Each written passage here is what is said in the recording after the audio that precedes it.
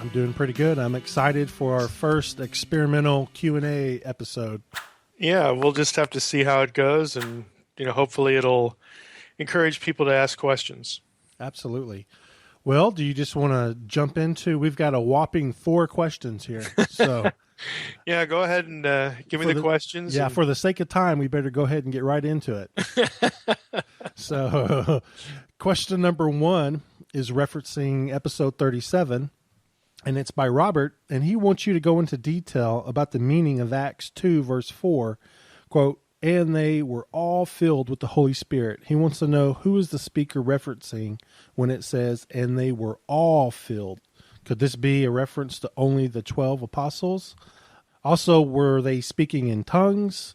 When at the time of the giving of the Holy Spirit, everyone was inside, did they come outside and start preaching in tongues, etc.? So maybe you could elaborate for Robert on that. Well, I mean, generally, a generalization would be being filled with the Spirit is sort of being both empowered, and I would also define it as being submitted to God's will.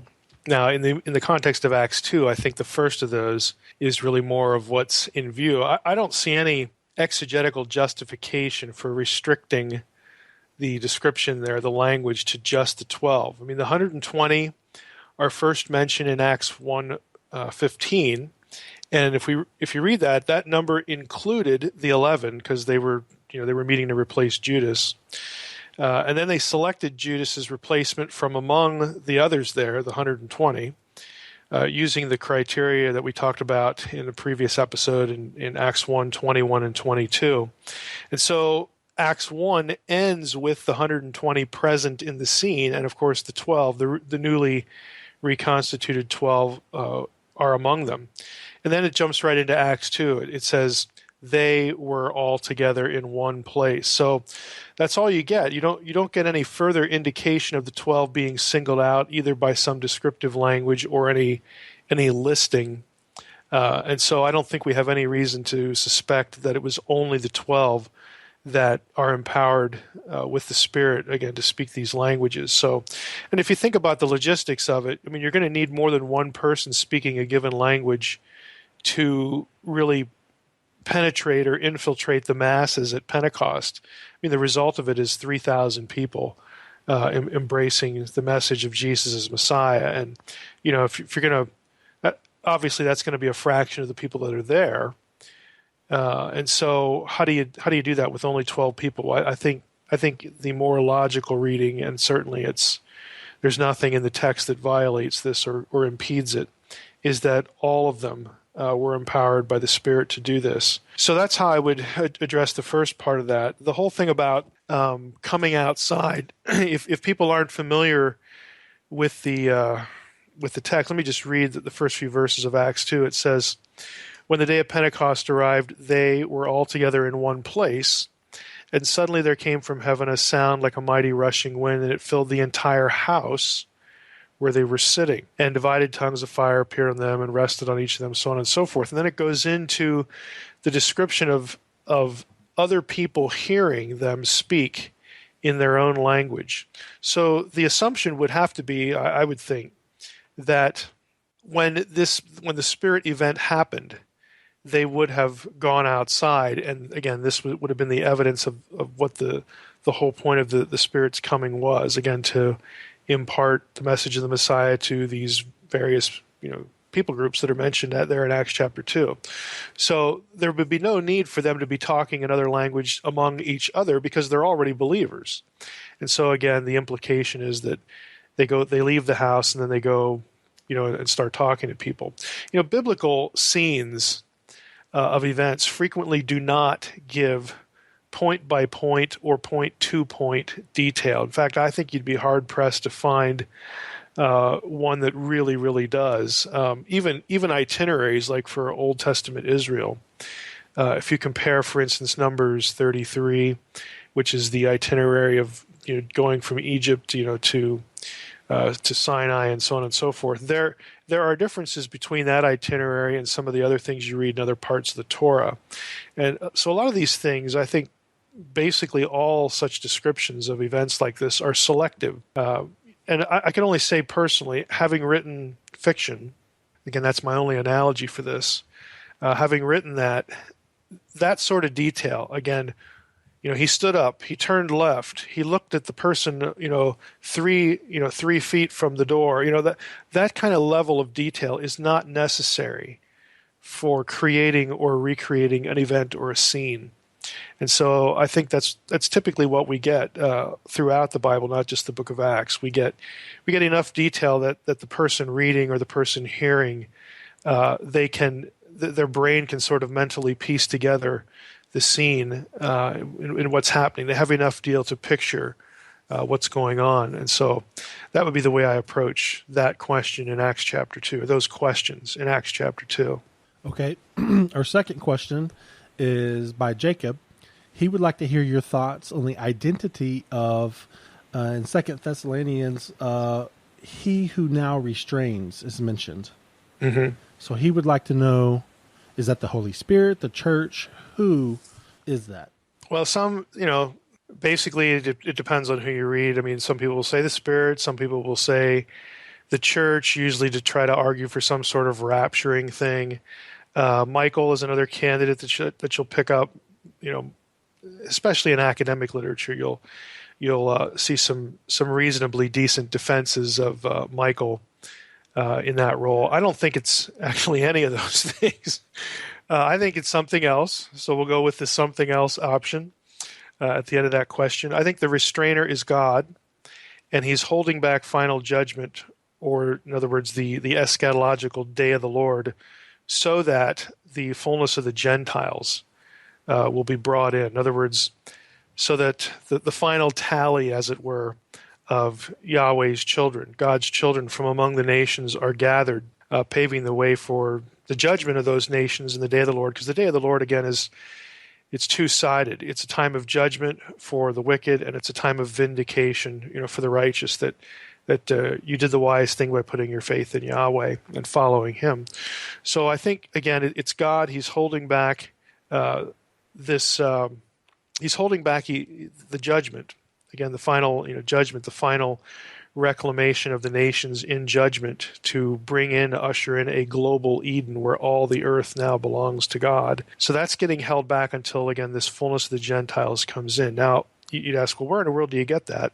Here's the hard part of the question for me. There's no way I can explain to you why I take that view unless you do some of the research and the reading that I've done. Now, what I've asked Trey to do for the listeners is there's an article that goes through this view by a New Testament scholar named Roger Ouse. I don't know if he's still teaching or even living, but it's a really excellent article. It's on the restrainer, and specifically this point, how Paul in 2 Thessalonians 2 repurposes Isaiah 66, the language of Isaiah 66, throughout that chapter in both the Masoretic text and the Septuagint. And even there are examples that he brings out where Paul apparently read the Hebrew text and created his own Greek. In other words, he didn't quote the Septuagint. He did it on the fly in his letter to produce this view. So I believe 2 Thessalonians 2 is repurposing and interpreting as, in fulfillment language, Isaiah 66. Now, if you can read a good deal of Hebrew and Greek, you could read that article with great benefit and understand why Mike lands where he does. If you can't, then it's really not much help. But at least you know where I'm coming from and why. If not, being able to sort of track through all the details of how that works. Okay. I should add that this is a good example. I mean, oftentimes I get questions, and you hope it doesn't happen during like a live Q&A, but it occasionally happens where, in my case, it's usually somebody at church, where someone will ask you a question, and I think to myself, I'd love to answer that question, but I need to explain these 10 other things to you first, so that you'll be able to process my answer. And this sort of feels like that to me because it's complicated. And the reason I think the way I do is really because of sort of nuts and bolts Greek and Hebrew minutia stuff. And so it's very difficult for me to use an English Bible and walk people through why I think the way I do. But there are just situations like that where that's about all I can really tell people, and hope that they could follow through with it. But some questions are just like that. This is one of them. Sure, but just being able to steer somebody in a particular direction is useful enough. And I will post that link on the website. So just click on episode 40 and you should see the link in there. Okay, on this third question here, Mike, in episode 37, I kind of reference the dinosaurs, how I think, in Genesis chapter 1, maybe that's where between 1 and 2, Adam and Eve is created and millions of years could have passed. And I kind of mentioned maybe that's where, for me personally, my opinion, that's where the dinosaurs are. And John, one of our listeners, emailed me basically a statement, but I'm going to throw it as a question towards you. He said that there may well be a reference to what may be called the dinosaurs in Scripture. Genesis 1:21 mentions creation of the... Boy, you're going to have to help me on this Hebrew. Yeah, you sent me that. The Tananim Gedolim. There you go. Tananim Gedolim. Gedolim. There you go. So he, I don't, and so he was wondering, big dragons, great dragons, that kind of thing. Yep. In some places they're called great sea creatures. Ezekiel 29:3 refers to them as crocodiles, he says. True or false? Other places apparently refer to them as dragons, like you just said, or what? Could you maybe just a touch on that and elaborate? Yeah. This is actually a really complicated question. Just generally up front, I don't see any evidence in the Bible for dinosaurs. I don't see how biblical writers would have known about dinosaurs unless they ran across a skeleton or something like that.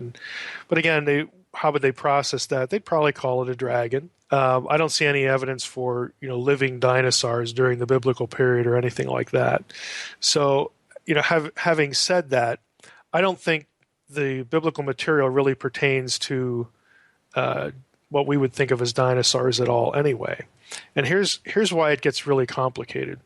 You have this term tanin or taninim. Both of them can actually be plural endings in Semitic, but I don't want to digress into that.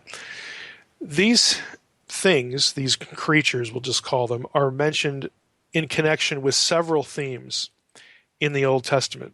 Now, the question sort of situates one of them. Genesis 1:21 is obviously a creation theme. Now, before we even hit the language, we need to back up and think about Genesis 1. There are a number of scholars. It's not so prevalent now as it was, a few decades ago. But because you have creation episodes, creation descriptions outside of Genesis 1 in the Bible that have God slaying a dragon or a sea monster. Psalm 74 is probably the best example here. Because you have those scenes, that sort of triggered a whole way of approaching all creation texts in Genesis at least one time. And the reason is this. If you look at Psalm 74, the notion was, look, here the God of Israel is slaying this great sea beast, and that's associated with creation language. It's also, as I'll point out in a few minutes, associated with Exodus language. But let's stick with creation now, this one category. Since God is slaying this beast, and that is associated with the act of creation, this is just like certain Babylonian creation stories. The biggest example would be Enuma Elish, where in the end, Marduk slays, a great sea dragon and chops the carcass, it splits it in half, and out of one half he makes the sea, and the other half makes the dry land. So the sky and the dry land, and so you've got this destruction of this beast, and out of that comes the heavens and the earth. And in the Babylonian story, Marduk, when he does this, brings order out of chaos because the sea dragon, the sea beast, was just making life miserable or making creation impossible. And so Marduk wanted to make the earth habitable for humans, and so this beast has to be slain, and then the heavens and earth that humans will inhabit and experience are created thereby. So it's this story of bringing order out of chaos, and the Babylonian material uses again, as a chaos symbol, a great sea beast. Now, the reason why you see that not only in Babylonian material, but also in lots of other material, is that the sea was otherworldly to an ancient Near Eastern person, really any ancient person. And it's because it isn't where people live. You can't live in the sea. You can't live in the sea. The sea is chaotic. It's untamable. It's wild. It's threatening. It's you'll die if you're not, on a boat, that kind of thing. It's unpredictable.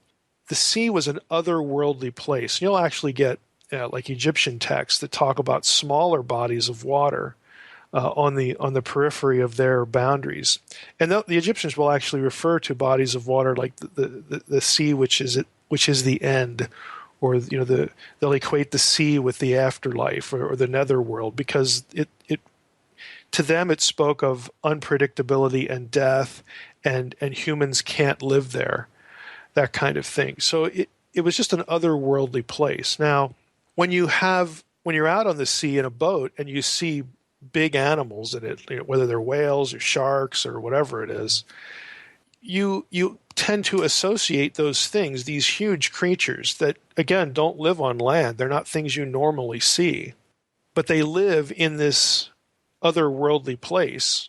They lend themselves to, again, being symbolic portrayals of that place. And that's why you have in the ancient Near East a lot of this kind of symbology.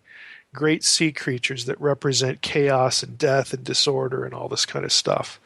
Well, Enuma Elish, the Babylonian story, again, since the supposition was that, and you get this in biblical literature, you get it in Mesopotamian literature, you get it in Egyptian literature, that before there was any land to inhabit for human habitation, there was just water. And so the primeval mound rises up out of the water, either at the command of the god or is created by the god from some pre-existing material. In this case, it's the carcass, at least half the carcass of this great sea beast. So Marduk, brings order out of chaos and creates dry land for human habitation. And of course, Marduk creates people too and all that kind of stuff. So since scholars were familiar with these stories, when they would look at a passage like Psalm 74, they thought, well, that's really a good match, for this whole idea. And then they'd go back to Genesis 1 and ask, well, is this stuff in Genesis 1? And what you get is you get really two things. You get Genesis 1:21, the reference to the Tananim, and you also get the word Tehom, which is, in most English translations, translated the deep.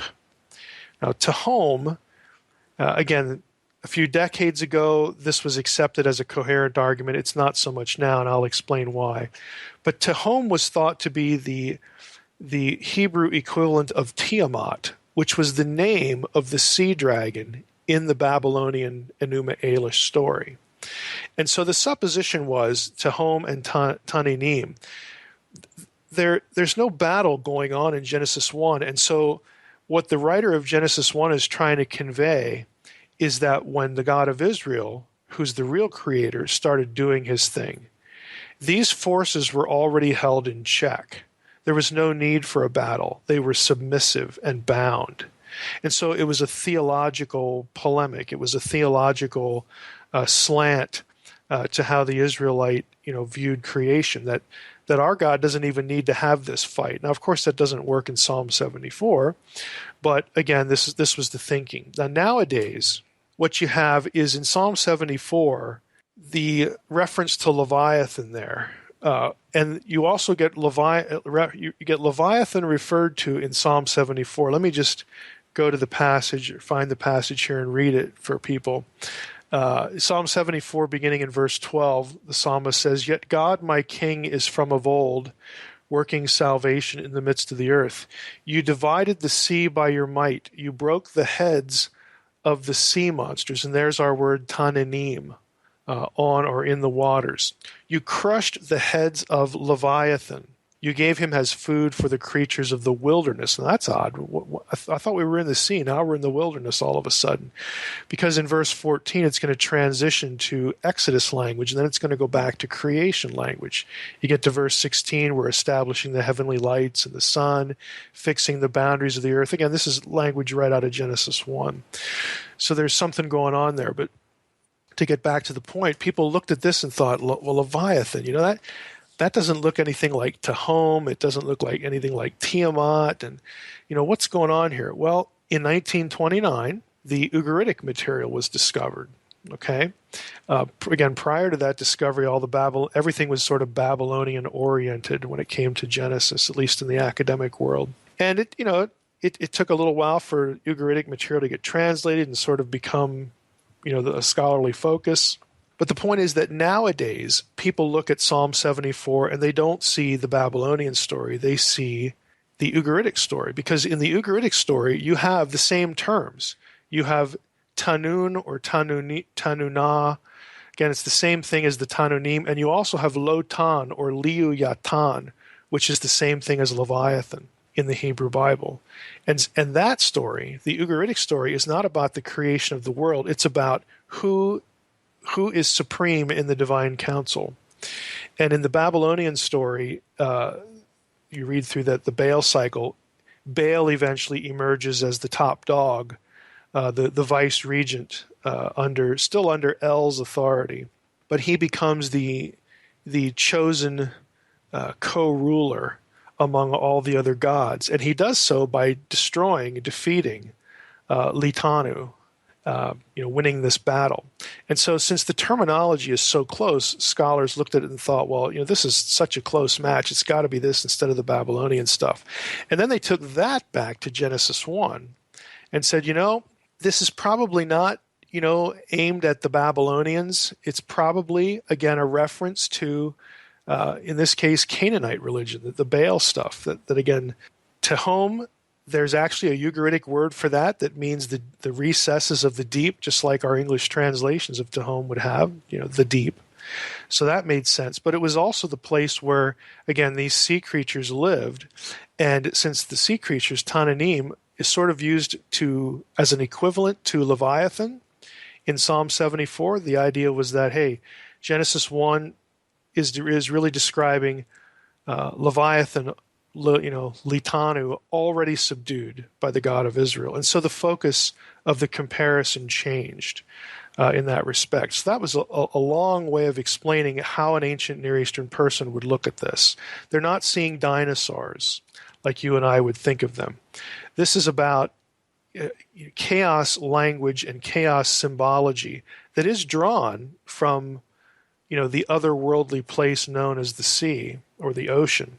But the whole point of their stories is, again, things like who restrains chaos, who is the king of the gods. And so when the biblical writer starts taking this kind of material and swapping in Yahweh, the point is theological. It's not paleontological or biological. It's a slap in the face of what a Canaanite would believe. If you have an Ugaritic person or a Canaanite person happen to read or hear the biblical story of creation, they would get it instantly, that you're dissing Baal. You're dissing our God. You're saying your God's the real creator. You're saying your God's better. And the first 11 chapters of Genesis are just cluttered with that kind of thing. There is still a lot of Mesopotamian stuff. When my book Unseen Realm comes out, the whole Genesis 6 theme is cast against the Apkallu from Babylon, these semi-divine giant figures and all that kind of stuff. I mean, Genesis 1 through 11 takes swipes at just about everything in the religious world of the ancient Near East. And you even get Egyptian stuff. The whole idea of creation by the spoken word, it actually is a swipe at the Egyptian god Ptah. Because the Ptah's Memphite theology in Egyptian literature is the only other place in the ancient world, ancient Near Eastern world, ancient Mediterranean world, that describes creation by the spoken word, by the breath of the mouth. And so it's a very deliberate swipe at that point of that story, of that theology. The biblical writer wants to make sure that they're hitting all the bases, essentially that they're not going to leave any other rival claim of any other deity untouched. They're going to hit them all. And that's what they do in the Genesis stories. So you have creation themes for these, this dragon language or the sea beast language. You have, again, what I guess I could describe as sort of theological polemic going on. But the third thing you have is you have historical enemies of the people of God. Pharaoh and Nebuchadnezzar are both described with this terminology, either Leviathan or Tananim or something like that. In other words, they are painted with the same terminology, again, because now the Pharaoh, the oppressing Pharaoh, and Nebuchadnezzar, we all know what he did. These are the prime enemies of the people of God. They are the embodied forces of chaos against God's people. And that's why this language is attributed to them. Can all of us think in the audience of a New Testament example where the great enemy of God is associated in some way with a dragon? Hello, the book of Revelation. Okay, you get and a lot of that draws on Isaiah 24 to 27, which is apocalyptic literature in Isaiah, that guess what? The day of the Lord comes and Leviathan is finally destroyed. I mean, there's sort of a network of ideas. This is a network of ideas that tracks through certain portions of the Old Testament and certain portions of the New Testament.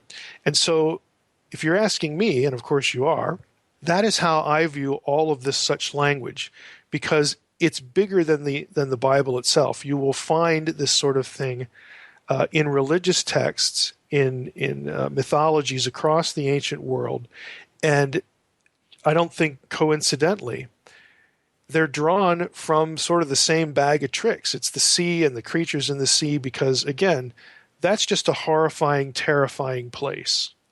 You are not safe when you're out on the sea. It's unpredictable, it's wild, it's untamed, it's chaotic. You could die real fast. And again, because of who they were, sort of a, we can look at it and say it's kind of primitive thinking. Okay, well, so what if it is? But I mean, this is the way they thought about these things and the way they conveyed certain ideas. And so that's how I approach this sort of monster language in the Old Testament. And I think that's the way it needs to be approached because it's consistent both within and outside the Bible. So what you're saying is in Revelations, it could be a T-Rex coming at us, right? No, I don't think we're going to see a real T-Rex. Okay, because that's much more scarier to me. I see a T-Rex coming. It's got 7 heads. I don't know. Well, I'd take that something you could actually probably take down with a good sized bomb as opposed to something that's satanic. Jurassic Park's got a whole new meaning to me. If I'm watching it, I'm like, no. I appreciate you going into detail with all that. That information is fascinating, and I don't think too many people spend a whole lot of time explaining that, or even have the ability to explain that to people like, lay people like me. So. Well, I think it's really cool because the language gets picked up, in the Second Temple period. This is where you get, it gets tied to all sorts of things. The Ouroboros, the serpent with the, its tail in its mouth, and you get into rabbinic literature, and you get Leviathan and Behemoth imagery in that sort of literature. Again, really doing the same thing. The enemies of God get portrayed by these things. Then you get in certain texts. This is kind of interesting, but in certain texts, when Leviathan or the beast, and there look at the terminology in Revelation. The beast, okay, that comes from the sea. What a surprise! And of course, at the end of Revelation, there is no more sea. This is why chaos is done with. There is no more disorder. But you get imagery of this great divine banquet. The marriage supper of the Lamb is the way the New Testament has it. Well, there's Jewish rabbinic stuff that have sort of the end of when the day of the Lord comes. There's this divine banquet, and you'll get some texts that guess what's served at dinner. It's Leviathan. I mean, it's this imagery of of it's done now. This beast is finally dead, like really dead. And it's never going to come back again. We'll never have to worry about this again because now we're in a perfect place. We're in the new Eden. There is no threat of this anymore. So it actually works itself out, into texts, Jewish and Christian outside the Bible in some real interesting ways. We'll just use its leftovers for oil. Yeah, there you go. Boom. Okay, well, great. I appreciate that. All right, so our next question's from me. Kind of episode 36, we're talking about the 12 apostles. I have a fascination, and I wanted to get your opinion on it. That, I'm curious, why 12 apostles? I mean, all the numbers in the Bible, are they divine? Isaac Newton, who I'm a big fan of, he dedicated his life work with the Bible in mind, and so I'm curious, what's your opinion about any numbers, the dimensions, tabernacle, all these things have specific numbers associated with them. Are those particular numbers divine in nature? Well, I think it would depend on what you mean by the question. I don't think math was invented by God. I don't think numbers are have some sort of He had a spiritual life or something like that. I wouldn't use the word divine. I would say that the order that math helps us see and understand, in other words, the elegance or the symmetry of creation, of nature, of life as it runs, all the stuff that math applies to, which is frankly just about everything. All of that stuff, math is a human invention. There are different mathematical schemes, but they all bring into view design. And I do think design is part of creation. So ultimately, numbers and math take us back to a creator through the root of the order and the symmetry that they help us discern and understand. So that's the way I would approach it. I think it might just be a language difference there. But like specific numbers in Scripture, mm-hmm. I do think some of them are there for more than just counting. I mean, you brought up the number 12 specifically, and again, while we do have the 12, which is the tribes of Israel, which is the apostles, and then you put them together and you get the 24 elders and all that kind of stuff. I mean, while I think there is certainly something to that, I also think that this might freak some people out unless they've read fairly deeply into some of the stuff I've done, or if they read the portent, let's put it that way. But I think there are certain numbers like 12 that have to do also with the zodiac, what I would call astral theology.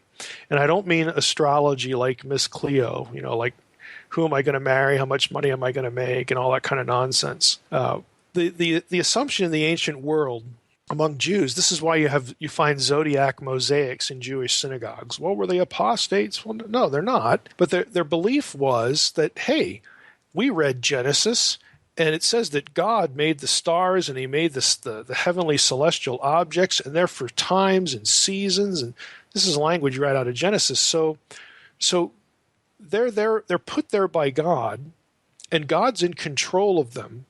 And we can look up at the sky ourselves and we can see patterns. And so maybe, just maybe, if we really sort of watch that long enough, maybe we could figure out that God is either trying to communicate what he's doing, or we could sort of somehow understand that he's up to something. And you get this in Psalm 19, and is specifically Paul's use of Psalm 19. Again, for people who've read the portent, this is not going to be unfamiliar. But if you go to Romans 10, this is Paul's discussion. Well, I'll go back to verse 14.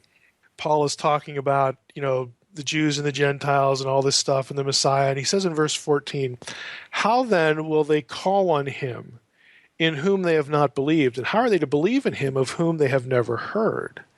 And how are they to hear without someone preaching? How are they to preach unless they're sent? As it is written, how beautiful are the feet of those who preach the good news. But they have not all obeyed the gospel. For Isaiah says, Lord, who has believed what he has heard from us? So faith comes from hearing, and hearing through the word of God. But I ask, Paul says, have they not heard? Indeed they have. For their voice, here he starts quoting Psalm 19, 4, their voice has gone out to all the earth, and their words to the ends of the world. Now, if you go back in Psalm 19, there's a text critical issue in Psalm 19. It either says, it's talking about the sun, moon, and stars, all that kind of stuff in Psalm 19. And it says either their voice has gone out to all the earth, that's the Septuagint, that's what Paul quotes. In other words, somehow they believe that the stars could speak, they could message something. And Paul's actually saying, he's actually connecting that idea to the gospel, or at least to Christ.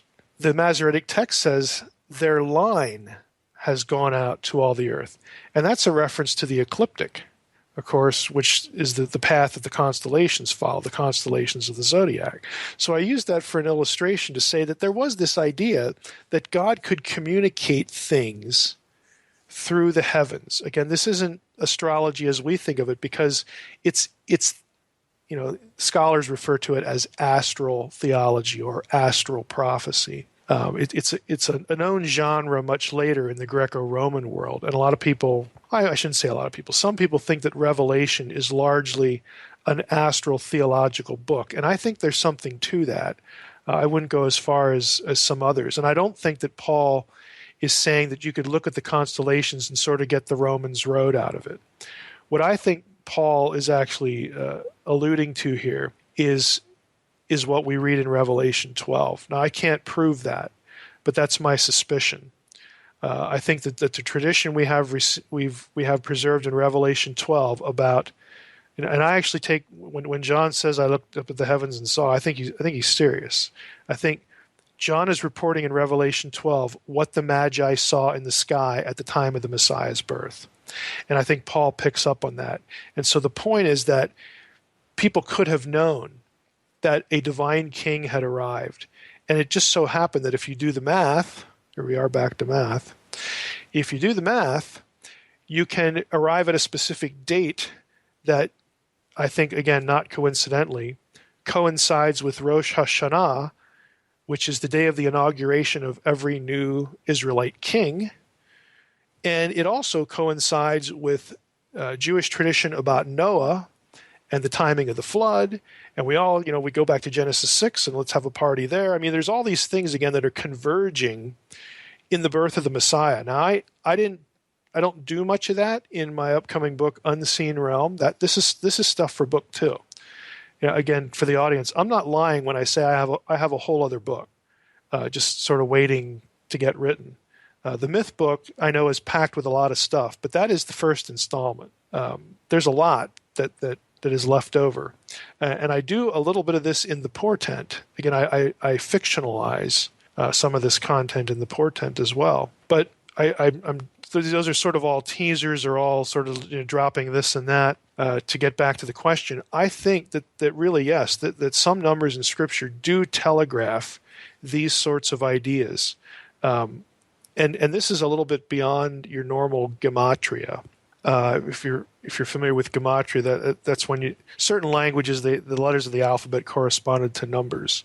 Greek does that, Hebrew does that, Aramaic did it. Not every language does, but a lot of them did. And so there are places. 666 is the best example, where he gives you the numbers, so you're not supposed to guess at the number. You're supposed to guess at what the number means, and it's a human number.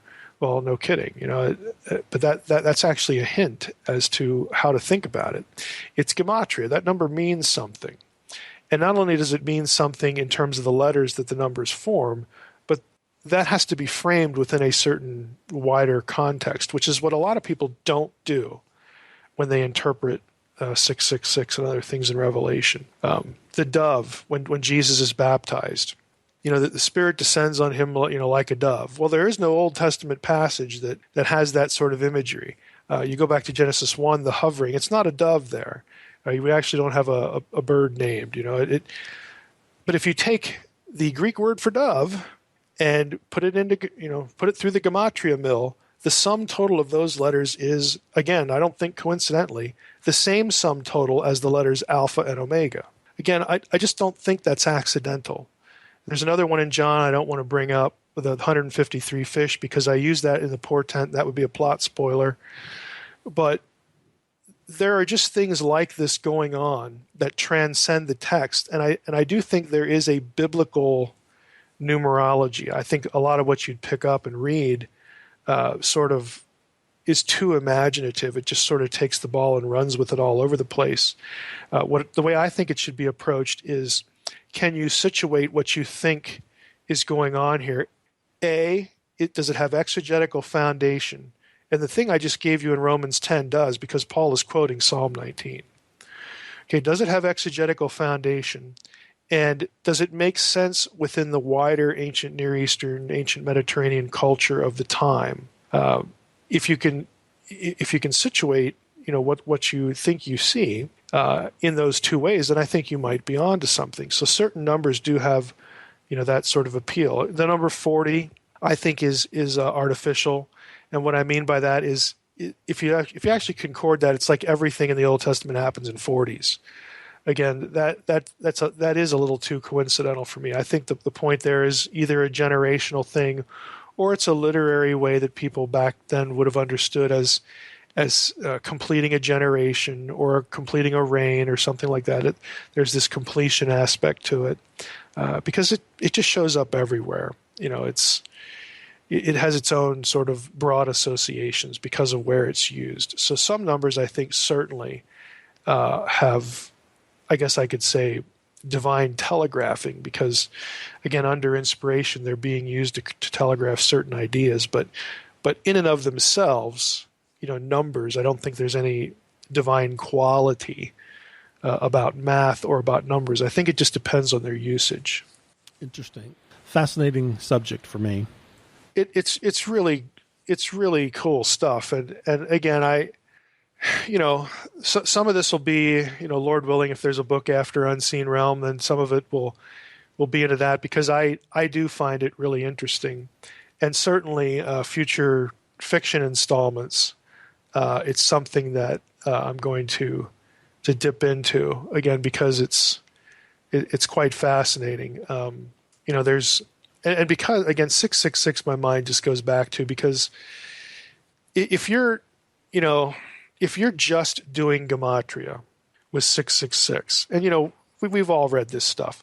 Oh, it was Henry Kissinger. Oh, it was this president. Oh, it was that guy. Oh, it's Nero. Oh, if that's all you're doing, you're just scratching the surface. There are things that you are not thinking about, and probably aren't even aware of, that you need to be thinking about, that will help you make sense of that, maybe for a different reason.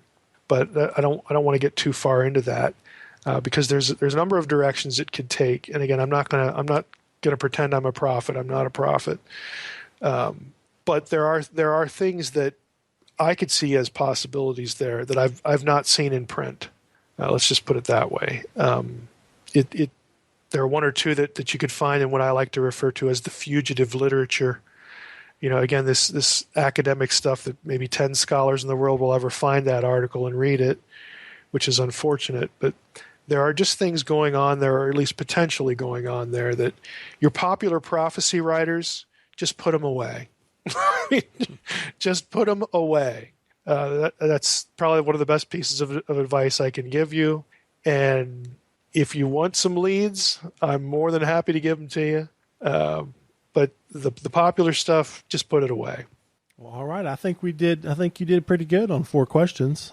Yeah. Well, we had a chance to chit chat, so that's what it becomes anyway. And I like chit chat.